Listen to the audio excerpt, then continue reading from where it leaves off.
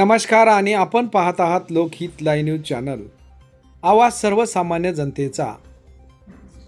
चक्री येथील नागोराव गंगाराम खोडके मामा यांचे हृदयविकाराच्या झटक्याने दुःखद निधन।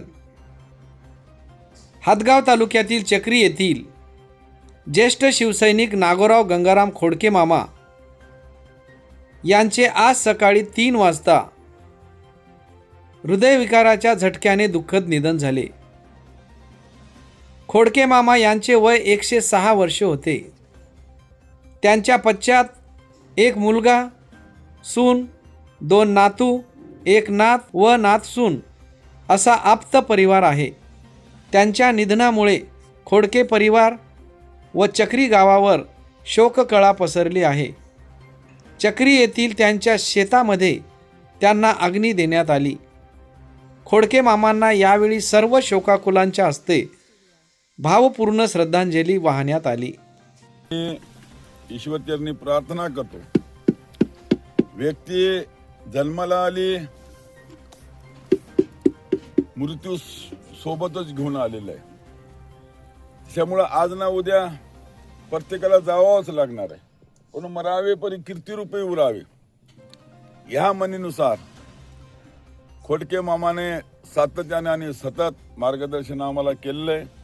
या भागामध्ये गावामध्ये आल्याच्या नंतर सर्वप्रथम मी खोडके मामाची भेट घ्यायचाच, आणि हातगावला आल्याच्या नंतर ते मी घरी असो किंवा नसो, पण घरी जाऊन मायला भेटून दूध ते घेतल्याशिवाय घरून निघायचेच नाही। म्हणजे एवढं प्रेम त्यांचं आम्हाला पाहायला मिळालं, त्यांचं प्रेम आम्हाला मिळालं। असे एक व्यक्तिमत्व म्हणजे की एकदा त्यांनी असा निश्चय केल्याच्या नंतर ते थांबायचे नाही, ते फिरायचे, शिवसैनिकाला एक वेगळा प्रोत्साहन द्यायचे। आणि याच्यामधूनच तुम्हाला सांगतो, आम्ही निवडणुकामध्ये बरेचसे कामं केले, पण एक बाल शिवसैनिक म्हणायचं आम्ही। स्टेजवर आल्याच्या नंतर हे याचे आमचे इजळकर मामा एक राहायचे, बरड शेवळ्याचे, खोडके मामा एक, हे बाल शिवसैनिक म्हणायचं आम्ही। माझ्या भाषणामध्ये मी सांगायचं की आमचे बाल शिवसैनिक आहेत। म्हणजे एवढं म्हणजे त्यांच्यामध्ये संसारलेलं राहायचं की एवढं वय असताना सुद्धा आज 100 वर्ष त्यांना पूर्ण झालेत। ईश्वराला मी धन्यवाद देतो की 100 वर्ष पूर्ण आपण या ठिकाणी केलात। माणसं तर तुम्हाला तो जन्माला आलेले, तर तो मृत्यू घेऊन आलेले, ते मरणारच आहेत, वाचणार कोणीच नाही, आपणही वाचणार नाही, आपल्यालाही जायचं आहे। परंतु जे कार्य केलेलं आहे, जे काम केलेलं आहे, हे काम हे उल्लेखनीय आहे, हे काम आपलं शिल्लक राहणार आहे, हे नाव आपलं कर्तृत्व आपलं शिल्लक राहणार आहे। आणि त्या कर्तृत्व शिल्लक राहिलेलं आहे, त्याच्यामध्येच तुम्हाला सांगतो सगळ्या आठवणी आज त्या ठिकाणी साठलेल्या आहेत। म्हणून मी ईश्वरचरणी पुन्हा प्रार्थना करतो की मी, माझा पुरा परिवार या दुःखामध्ये पूर्ण सहभागी आहे। खोडके पाटील परिवारावर जे काही दुःख कोसळलं, हे दुःख पेलवण्याची शक्ती ईश्वर त्यांना देव। खोडके मामाचा आत्म्यास चिर शांती लाभो ही ईश्वरचरणी प्रार्थना करतो आणि या ठिकाणी थांबतो। यांचं रात्री वसंतरावजीचा मला 3 वाजता एक कॉल आला, पण मी झोपेत असल्यामुळे ते काही उचलू शकलो नाही। ते दवाखान्यासाठी नांदेडसाठी निघालेले असताना, खरं म्हणजे आम्ही 3 ते 4 दिवसापूर्वी गंगारामजी पाटील यांच्या अंत्यविधीला आलेले असताना गावामध्ये गेलो आणि खोडके मामाची त्या दिवशी भेट घेतली। मुद्दामून मी म्हणजे खूप त्या दिवशी गडबडीचा दिवस होता, आमदार साहेब सुद्धा सोबत होते, पण मी म्हणलं मामाला आपण खूप दिवसात भेटलो नाही साहेब, 5 मिनिटं तरी जाऊत, गणपतराव वगैरे सगळे सोबत होते।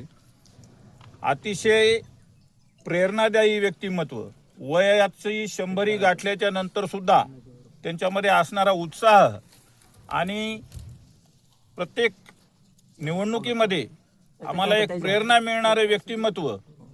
अतिशय वानखेडे साहेबाच्या 95च्या विधानसभेच्या निवडणुकीपासून त्यांचे खंदे समर्थक राहिलेले बाबूरावजी सर्व शिवसेना परिवारासाठी एक खंद समर्थन करणारा आमच्यातलं एक पितृतुल्य असं व्यक्तिमत्व आज आपल्यातून हरवलेलं आहे। त्यांच्याबद्दल या परिसरातील कोणत्याही त्यांच्या व्यक्तिमत्वाबद्दल त्यांच्या या परिसरातील कोणत्याही व्यक्तीला सांगण्याजोगं नाही, कारण खोडके मामा हे सर्वांसाठी परिचित होते. त्यांच्या जाण्यानं या खोडके कुटुंबियावर जे काही दुःखाचा डोंगर कोसळलेला आहे त्याच्यामध्ये मी व्यक्तिशः, माझा परिवार, सर्व आमचा शिवसेना नांदेड जिल्हा परिवार सहभागी आहोत. ईश्वर त्यांना या दुःखातून सावरण्याची संधी देवो, शक्ती देवो आणि खोडके मामा यांच्या मृतात्म्यास चिरशांती लाभो एवढीच श्रद्धांजली अर्पण करतो. राव गंगाराम खोडके यांच्या आज सकाळी 3 वाजता हृदयविकाराच्या झटक्याने देवाज्ञा झाली. त्यांच्या पश्चात एक मुलगा, नातू, सून असा खूप मोठा परिवार आहे.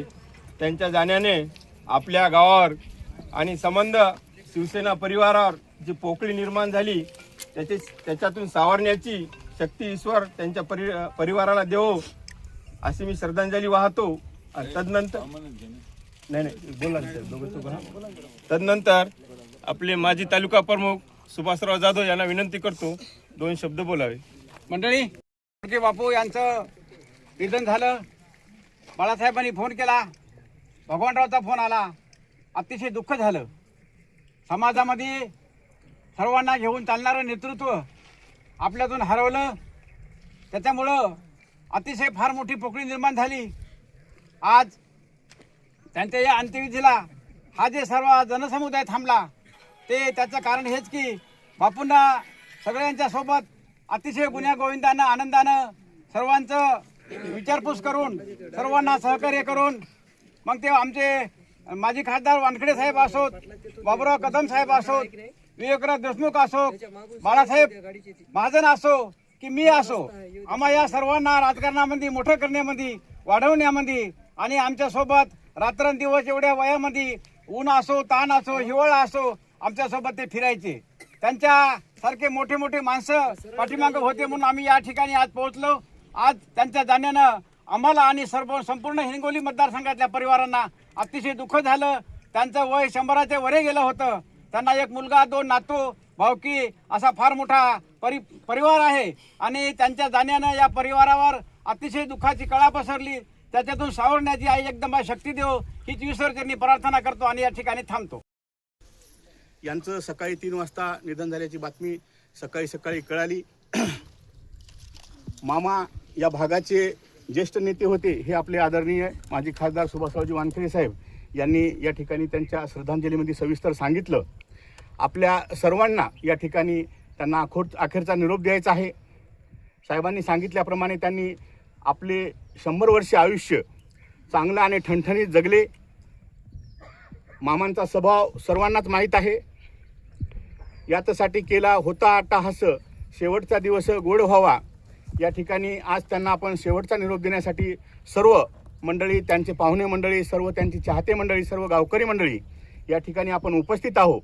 त्यांना 100 वर्ष जरी झाले तरी त्यांच्या जाण्यामुळं खोडके परिवारावर, त्यांच्या सर्व मित्र परिवारावर, गावावर या ठिकाणी दुःख झालेलं आहे. त्या दुःखातून सावरण्याची ईश्वर त्यांना शक्ती देव, ईश्वर त्यांना आढळ असे स्थान देव अशी ईश्वरचरणी प्रार्थना करतो.